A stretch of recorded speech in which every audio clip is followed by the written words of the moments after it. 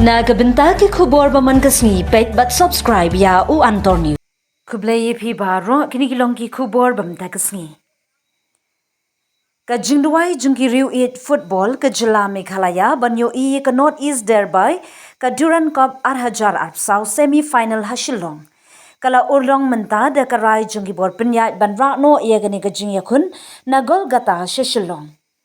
Iaknieh Lajong kan yakun persya ka North East United Football Club NEUFC ha gani ka North East thereby ka banong ha ka armriu turik unailar ha JN Stadium Polo. Kini baro artli ki kenhun Iaknieh ha ka sin baningkong banyo rung sya ka final jong kani ka limpung yelek kai ka bla rimtam bat bahe du ha India. Iaknieh Lajong kala rung sya ka semi final da ka jingla ban pelim ya ka kenhun ramha ka gol gata ka East Bengal da Lashigur. Ha ka jingyakun quarter final balong hinin kasngi balang ha JN Stadium Polo. Kumjuru ka NEUFC kala rung sya ka semi final da ka jingla ban pelim ya ka Indian Army da Argol lanon ha ka jingyakun kablalong ha Sai Stadium ha Kokrajhar Assam. Katkum ka jingpinna ka Durand Cup Organizing Committee laong karai banwanra gani ka jingkala ka day ka blashim halor ka result jong ka jingyakun quarter final balong hinin kasngi.